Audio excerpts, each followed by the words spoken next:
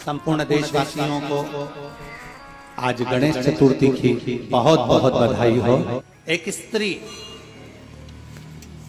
जितने पूरे विश्व में लोग कथा श्रवण कर रहे हैं, देश विदेश में बैठकर भक्त इस पवित्र प्रांगण में बैठकर कथा श्रवण कर रहे हैं, वो अपने भीतर एक उतारिएगा। पुरुष और स्त्री में एक अंतर है। पुरुष जब भगवान के मंदिर में जल चढ़ाता है, जल अगर चढ़ा रहा है तो वह अपने माता पिता, अपने नाना नानी को पार लगाता, दादा दादी को पार लगाता। पर शंकर के मंदिर में अगर कोई स्त्री, कोई नारी, कोई लड़की, कोई कन्या, कोई बेटी, कोई माँ, कोई वृद्ध भी अगर शंकर के मंदिर में एक लोटा जल चढ़ा रही है तो वो अपना मायका और अपना ससुराल दोनों की 71 पीढ़ी को पार उतार देती है।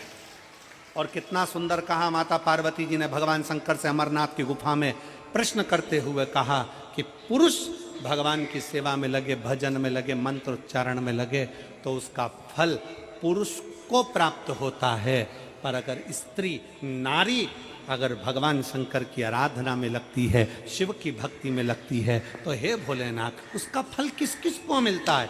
शिव महापुराण की कथा कहती है, भगवान शंकर का चरित्र कहता है, पुरुष का करा गया पुण्य पुरुष को प्राप्त होता है, पर केवल भारत की भूमि पर एक नारी एक ऐसी होती है, स्त्री ऐसी होती है जिसने अगर सोमवार का व्रत कर लिया, मंगलवार का व्रत कर लिया, तीज का व्रत कर लिया, चतुर्थी का व्रत कर लिया, छठ का व्रत कर लिया, पंचमी का व्रत कर लिया, नवरात्रे के व्रत कर लिए, कोई सा व्रत, कोई सी पूजन अगर भारत की भूमि हो, चाहे देश विदेश की नारी हो, अगर कोई स्त्री व्रत करती है तो उसका फल केवल स्त्री अकेली को नहीं मिलता, उसका फल उसके बेटे को, उसकी बेटी को, उसके पति को, उसके ससुर को, उसकी सास को और उसके मायके को, सबको प्राप्त होता है। ये नारी के द्वारा किया गया पुण्य का फल उसके पूरे परिवार को मिलता है, पूरे परिवार।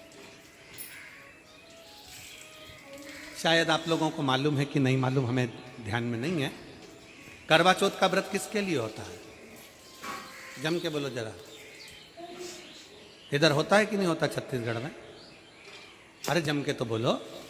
होता है। किसके लिए करते हो? पति की लंबी उम्र की, ठीक है। और ये पूरी दुनिया जानती है कि करवा चौथ का व्रत पति की लंबी उम्र के लिए होता है। पर कभी मौका मिल जाए तो एक बार गणेश पुराण को पढ़िएगा, और गणेश पुराण में और देवी भागवत में दोनों में स्पष्ट वर्णन आता है कि अगर स्त्री चतुर्थी का व्रत करती है, चाहे वो करवा चौथ हो, चाहे बड़ी चतुर्थी हो, छोटी चतुर्थी हो, किसी भी चतुर्थी का व्रत अगर स्त्री करती है तो उसके पति का तो उम्र बढ़ता ही है, साथ में उसके पुत्र का वैभव भी बढ़ता है, उसके पुत्र का वैभव भी बढ़ता है, उसकी संतान का सुख भी बढ़ता है। तो कोई ये विचार ना करे कि करवा चौथ का व्रत केवल पति के लिए होता है। शिव महापुराण की कथा कहती है कि करवा चौथ का व्रत अगर स्त्री करती है तो पति की तो उम्र बढ़ती है, साथ में उसके बच्चों का वैभव भी बढ़ता है। कोई व्रत अगर स्त्री करती है, नवरात्रे का व्रत कर रही है, नवरात्रे में उपास रख रही है, उसका फल सबको मिलता है, उसके पूरे घर को प्राप्त हो, पूर्ण घर।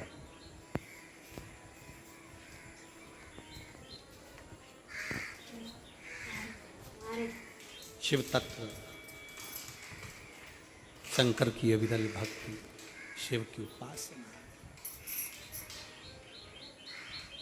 मंत्री से ज्यादा मंत्र पर भरोसा रखो, मंत्री से ज्यादा मंत्र पर भरोसा रखो, और संसार से ज्यादा मेरे महाकाल पर भरोसा रखो। तो नहीं मालूम कि गणेश जी कब फ्री रहते हैं? हमने कहा गणेश जी फ्री रहने का केवल एक समय होता है, एक टाइम होता है, एक पल होता है, एक घड़ी होती है। गणेश जी की सबसे पहली जो आरती हो, उस आरती के समय पर अगर धूप बत्ती जलाई जाए या गोबरी को जलाकर उसमें गूगल छोड़ी जाए, और गूगल छोड़ने के बाद गणेश जी का नाम ध्रुम वर्ण कह दिया जाए, तो गणेश जी को तुम्हारे घर की पूजा स्वीकार करना पड़ती है। बस वो समय हम जानते। हम तो बस उतना जानते हैं कि शिव महापुराण में लिखा और मुद्गल पुराण में लिखा, गणेश पुराण में लिखा, गणेश जी का एक नाम होता है ध्रुम वर्ण। क्या नाम है? ध्रुम वर्ण गणेश जी का एक नाम होता है। जब हम धूप जलाकर और धूप लगाने के बाद में गणेश जी की सबसे पहली आरती करने के पहले अगर हम सबसे पहली आरती गणेश जी की कर रहे हो, अपने घर में स्थापना कर रहे हो, बिठा रहे हो, और तुम चाहते हो कि गणेश जी मेरे घर में आके मेरी पूजा को स्वीकार करें और जो मांगू मेरा गणेश मुझे दे 10 दिन के अंदर, तो पहला नाम लेकर पुकार लेना ध्रुम वर्ण विनायक, बैठो, बस काम हो गया। वो फ्री होकर आता, वो बैठता, अलमस्तता में बैठता। अब वो हमसे पूछे समय क्या है, हमने कहा देखो हमारे को तो मालूम नहीं, बस इतना जरूर जानते हैं कि ध्रुम वर्ण नाम के मेरे विनायक, जो जिनके शरीर से भक्तों के ताप मिटाने के लिए अग्नि तेज निकलता रहता है, जिनके शरीर से धुएं की भांति अग्नि प्रकट होती रहती है।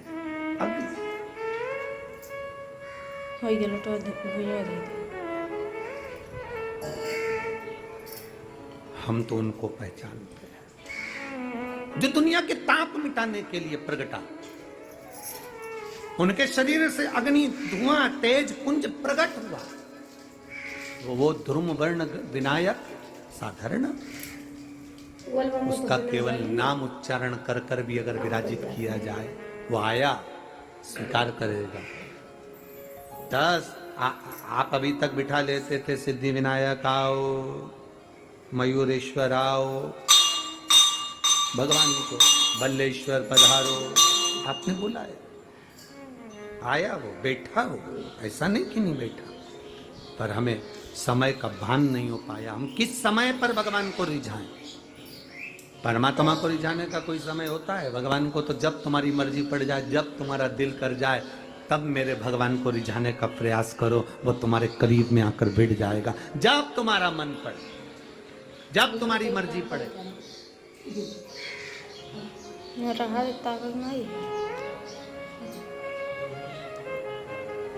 चतुर्थी का जो व्रत करने वाली होती हैं, जो चतुर्थी का पूजन करने वाली होती हैं, उनके भीतर का एक भाव होता है कि जैसे ही शाम का समय आए चंद्रदेव का पूजन करें, चंद्र जब प्रकट हो जाए, कलश भर लिया, उसके नीचे आखा दाना रख दिया, चावल गेहूं जो भी आप रखते हो पूजन के लिए, ऊपर पात्र आदि रख दिया, जलाशय, फिर अपन ने घी का दिया लगाकर पूजन भी कर ली। तो जो चतुर्थी का पूजन करने वाली होती हैं, जो चतुर्थी का नियम व्रत धारण करने वाली होती हैं, बड़ी बड़ी चतुर्थियां करती हैं या उसका नियम धारण करती हैं, तो चतुर्थी का जो पूजन करती है वो किस चीज के लिए होता है? केवल संतान, पुत्र, परिवार, हमारा कुटुंब, हम जिस कुल में हैं, हमारा कुल वैभव की ओर बढ़े, संपदा की ओर बढ़े और उसकी आयु बढ़े,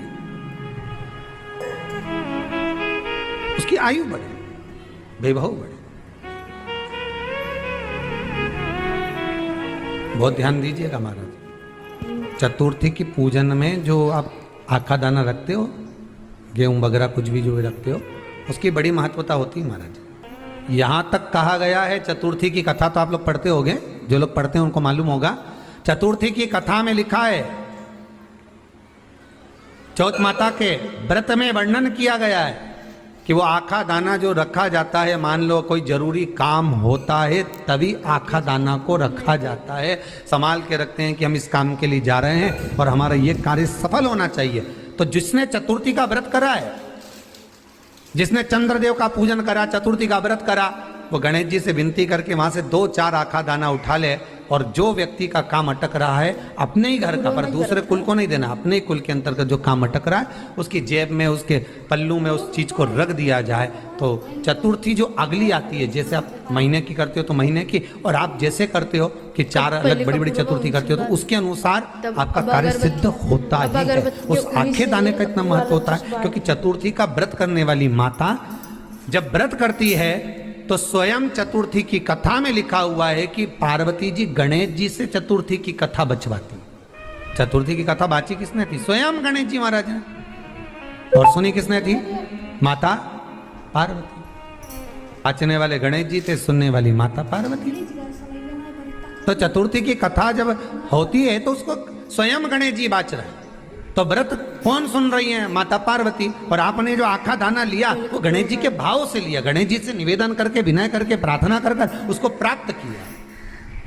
जिनको शुगर की बीमारी हो, बीपी हो, उनसे निवेदन करूंगा, गणेश जी का दांत जो टूटा हुआ है, उस टूटे हुए दांत के भाग की ओर 5 दुर्वा सफेद दुर्वा, पानी का जो जलाशय होता है, कुआं होता है, बावड़ी होती है, तालाब होता है, नदी होती है, वहां लगती है सफेद दुर्वा। 5 सफेद दुर्वा टूटे हुए दांत की ओर समर्पित कर दें। पहर में ठीक 12 बजे वही दुर्वा 5 मिनट बाद उठा लें और उस दुर्वा को एक एक दिन में सुबह खाली पेट एक दुर्वा को खा लें। महाराज आपका शुगर और बीपी लेवल में मिलेगा। आपने मुझे दुर्वा समर्पित करी है, ये दुर्वा जो मुझे देगा वो बेभाव प्राप्त करेगा। जो दुर्वा मुझे समर्पित करेगा उसके जीवन में रोग दूर हटेगा। शंकर भगवान कहते हैं गणेश ये दुर्वा, इस दुर्वा का अलग अलग महत्व है महाराज। कुएं के पास की सफेद दुर्वा, कुएं के पास की सफेद दुर्वा, यदि 41 दुर्वा प्रत्येक बुधवार को गांठ लगाकर गणेश जी को समर्पित कर कर वापिस उठाकर उस दुर्वा को खाली पेट, आपके घर में भी गणेश जी होंगे, उनको समर्पित करो। खाली पेट इस दुर्वा को केवल चबा चबा कर खा लो और आधे घंटे बाद पानी को पी लो। बुधवार की बुधवार 5 बुधवार करना, गणेश जी को चढ़ाना।